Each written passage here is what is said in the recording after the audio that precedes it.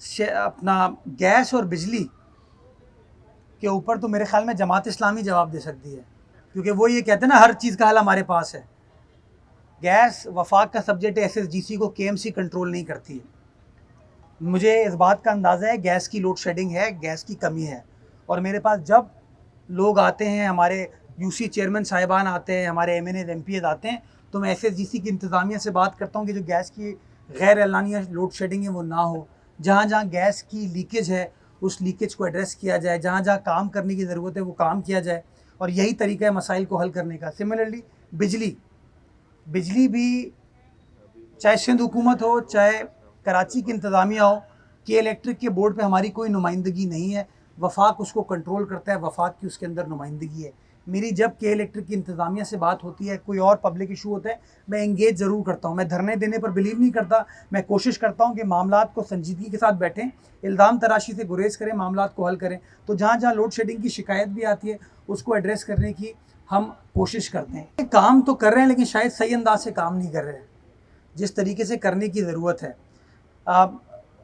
मैं समझता हूँ माजी में पॉलिसी का फुकदान रहा है, कभी रिकवरी को फोकस ही नहीं किया गया, क्योंकि हर किसी का आसान हल यही था कि भाई कह दो इख्तियारात नहीं हैं। तो मैंने बजाय इसके मैं किसी डिपार्टमेंट की तज़हीक करूँ, किसी डिपार्टमेंट के साथ तुरश तरीके से पेश आऊँ, मैंने डिपार्टमेंट्स को टाइम दिया है कि आप अपने हाउस को इन ऑर्डर करें। हमारा लैंड डिपार्टमेंट जो है वो रिकवरी ठीक ठाक करके दे सकता है, हमारा जो स्टेट डिपार्टमेंट है वो ठीक ठाक रिकवरी करके दे सकता है, हमारा जो चार्ज पार्किंग का डिपार्टमेंट है वो भी ठीक ठाक रिकवरी करके दे सकता है, हमारा जो MUCT का डिपार्टमेंट है वो ठीक ठाक रिकवरी करके दे सकता है। लेकिन बुनियादी तौर पर देखें सुहेल, मैं गुजारिश ये करना चाहूँगा कि जब इदारे रिकवरी करने की कोशिश करते हैं तो लोग रोड़े अटकाते हैं उसके अंदर। अब मैं आपको मिसाल देता हूँ, जमात इस्लामी ने हमें तो म्यूनसिपल टैक्स इकट्ठा करने से रुकवा दिया अदालत के ज़रिए। अगर मैं आज अदालत चले जाऊँ और कहूँ कि नॉर्थ नाज़िमाबाद टाउन में या गुलबर्ग टाउन में प्रॉपर्टी टैक्स वो इकट्ठा नहीं कर सकते, तो वो चल पाएंगे? वो नहीं चल पाएंगे। तो इसलिए बजाय इसके हम एक दूसरे के रास्तों में रोड़े अटकाएं, हमें एक दूसरे की मदद करनी चाहिए। टारगेट ये हो कि जो पैसा इकट्ठा करें ना उसको ट्रांसपेरेंट तरीके से शहर की बेहतरी के लिए खर्च किया जाए। अगर जमात इस्लामी मेरा रास्ता रोकेगी और मैं उनका रास्ता रोकूंगा तो फिर शहर की खिदमत नहीं हो पाएगी। इसलिए मैं कहता हूँ कि मिसाल के तौर पे जो टाउन प्रॉपर्टी टैक्स इकट्ठा कर रहे हैं, और बड़ी तादाद में प्रॉपर्टी टैक्स इकट्ठा होता है, कराची में 1.6 अरब रुपए प्रॉपर्टी टैक्स इकट्ठा होता है, जिसमें से 1 रुपया भी KMC को नहीं मिलता, 1 रुपया भी। पूरा का पूरा अमाउंट, पिछले साल का फिगर आपको दे रहा हूँ, 1.6 अरब। इस साल ये अमाउंट मेरे ख्याल में 2 अरब तक पहुँचेगा। उस 2 अरब रुपए के अंदर एक पाई KMC को नहीं मिलती है। तो अगर मुझे रोड़े अटकाने हो, सलमान को रोड़े अटकाने हो, तो हम जाएं उनके खिलाफ बात करें, लेकिन मैं नहीं करना चाहता। क्यों? क्योंकि अगर वो रिकवरी करेंगे, रिकवरी से वो अपने इलाके की बेहतरी कर पाएंगे। मैं डिस्ट्रिक्ट सेंट्रल की मिसाल दूंगा। गालिबन जो मुझे बताया गया, मैं डिस्ट्रिक्ट सेंट्रल मैंने कभी चलाया नहीं, जो मुझे बताया गया है कि जो ट्रेड लाइसेंस की मद है, एडवर्टीज़मेंट की मद है, उसके अंदर गालिबन पिछले साल उन्होंने 80 करोड़ रुपए का टारगेट रखा था, और उन्होंने उसकी एक मेजर अमाउंट को रिकवर किया है, जो कि माजी में DMC रिकवर नहीं करी थी, यानी कि कहीं ना कहीं चोरी हो रही थी। हमारी इंतज़ामिया ने उस चोरी को ख़त्म किया, रिकवरी को मेक श्योर किया, और आज चीज़ें वहाँ पर आपने एक निज़ाम खड़ा कर दिया है। अब ज़रूरत इस बात की है कि जो उन टाउन्स में मौजूद लोग हैं वो अंदर की गली मोहल्ले की जो सड़कें हैं ना उनको अब ठीक करना शुरू करें, वो काम करना शुरू करें। और खुदारा ये सिर्फ जो एहतजाज की सियासत है ना, इल्ज़ाम तराशी की सियासत है, इसको ख़त्म करें। शहरियों को उम्मीद दिलाएं, बताएं बल्दियाती इदारे काम कर सकते हैं। देखिए, रोज़ आपको सलमान मुराद या मुर्तज़ा वहाब जो है ना, कोई प्रोजेक्ट का इफ्तिताह करते हुए नज़र आता है या प्रोजेक्ट को स्टार्ट करते हुए नज़र आता है। अभी तक इन लोगों ने किसी प्रोजेक्ट का इफ्तिताह छोड़िए, किसी प्रोजेक्ट को स्टार्ट किया है। तो इसलिए मैं समझता हूँ ये मनफी सियासत को ख़त्म किया जाए, आगे बढ़ें, कराची को बेहतर तरीके से चलाने की कोशिश करें और एक दूसरे का साथ दें। मैं चाहता हूँ हम लोग सब मिलकर काम करेंगे ना तो शहर की तरक्की में अपना अपना किरदार अदा कर पाएंगे, और फिर शहरी फैसला करेंगे कि अपना वोट किसको देते हैं, किसको नहीं देते। लेकिन अगर इस तरीके से मायूसी को फैलाएंगे, इस तरीके से अगर एक दूसरे काम में रोड़े अटकाएंगे, तो फिर मैं समझता हूँ इस कराची की आवाम की मैं खिदमत नहीं करता। तो स्ट्रीट लाइट्स का मसला है, शहर की जो 105 106 सड़कें हमारी है ना, उसके ऊपर KMC काम कर रही है और उसमें बेहतरी आई है। जहाँ जहाँ लाइट्स बंद होती हुई नज़र आती है वहाँ लोड शेडिंग का सामना होता है, बट बाय एंड लार्ज हमने शहर की मेजर सड़कों को ठीक किया है। जो अंदरूनी गलियाँ हैं उसके लिए टाउन्स जो हैं मुताल्लिका वो जवाब देंगे।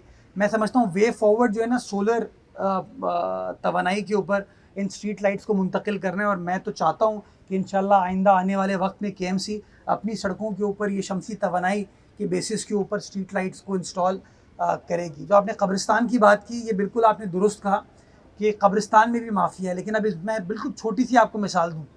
तारिक रोड का कब्रिस्तान वो भरे हुए मेरे ख्याल में कई साल हो गए हैं, लेकिन आज भी हम अपने प्यारों को वहीं पर दफनाना चाहते हैं। फिर दफनाने के लिए हम खुद सिस्टम को क्रिएट करते हैं। कोई गोरखन ज़बरदस्ती तो नहीं लेता। तो थोड़ा सा ये बात आपकी दुरुस्त है, मुझे पता है कि ये ज़्यादती होती है, लेकिन बुनियादी तौर पर शहरी इंसिस्ट करते हैं कि यार मुझे इसी कब्रिस्तान में जगह निकाल के दो। नए कब्रिस्तान शहर में नहीं डेवलप किए गए, उसके लिए मैंने सिंध गवर्नमेंट से रुजू किया हुआ है। कुछ ज़मीनें हमें अलॉट हुई थी, उसके ट्रांसफ़र कराने की मैं पोजीशन लेने की कोशिश कर रहा हूँ, ताकि प्रॉपर तरीके से एक किमाड़ी की तरफ बड़ा कब्रिस्तान बनाया जाए और एक मलीर की साइड पर बड़ा कब्रिस्तान बनाया जाए, ताकि बड़े प्रॉपर प्लानिंग के साथ इन कब्रिस्तानों को हम डेवलप कर सकें। बल्दियाती इंतखाबात हुए थे ना, वो हुए थे 15 जनवरी को। ये करमुल्ला वकासी साहब खड़े हुए हैं, UC 13। मैंने उस 15 जनवरी के इंतखाबात में वोट डाला था, तो मेरा वोट वहाँ पे था तभी डाला था ना मैंने, और आपने मीडिया पे दिखाया भी था, कुछ लोग वहाँ पर आए हुए थे, उन्होंने तस्वीर वगैरह खींची थी।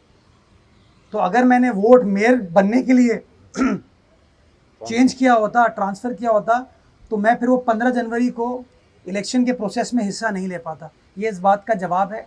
गिजरी से मेरा वास्ता पिछले 5.5 सालों से है। मैंने वहाँ इलेक्शन लड़ा, मेरी वहाँ बैठक है, मैं वहाँ काम करता हूँ, मेरा वहाँ दफ्तर भी है भाई, ठीक है। और वहाँ पे एक मैंने पता अपना लिया हुआ है जहाँ मैं बैठता हूँ, लोगों से मुलाकातें करता हूँ, जो इलाके के बुज़ुर्ग हैं, बड़े हैं, अमायदीन हैं, उनसे मुलाकात करता हूँ। तो इसके अंदर कोई अचंभे वाली चीज़ नहीं है, लेकिन बस वो तनकीद तो है। दूसरी बात आपने की रेंजर्स के हवाले से, मुझे वाटर बोर्ड की भागदौड़ संभाले हुए तकरीबन 70 रोज़ हो गए। मैंने कोई तकरीबन महीना 6 हफ्ते पहले वाटर हाइड्रेंट के ख़िलाफ़ कार्रवाई को स्टार्ट करवाया, और हम जहाँ भी हाइड्रेंट के ख़िलाफ़ कार्रवाई करने जा रहे थे वहाँ law and order situation create हो रही थी।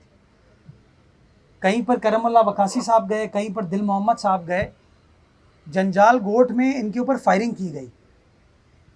तो मैं किसी की जान को, अपने वाटर बोर्ड के अमले की जान को तो जोखों में नहीं डालना चाहता। हम काम करना चाहते हैं, लेकिन सिक्योर तरीके से काम करना चाहें। तो हमने पुलिस से भी रुजू किया और हमने रेंजर से भी रुजू किया, जिसके लिए मैं IG साहब का शुक्रगुजार हूँ कि उन्होंने SSU की सपोर्ट हमें फ़राहम की, और मैं DG रेंजर्स का शुक्रगुजार हूँ कि उन्होंने रेंजर्स की सपोर्ट हमें फ़राहम की, purely to control the law and order situation. क्योंकि नेचुरली इतनी बड़ी बड़ी माफियाज़ हैं, इनके अपने अपने मकासद हैं, इनको हल करने के लिए हमें लोगों को सिक्योर करने की ज़रूरत है। तो ऑपरेशन जो है वो वाटर बोर्ड इंतज़ामिया कर रही है। हाँ, उसकी मुआवनत, उसकी सपोर्ट, उसकी रखवाली के लिए हमारी रेंजर्स भी साथ है और हमारी पुलिस भी साथ है।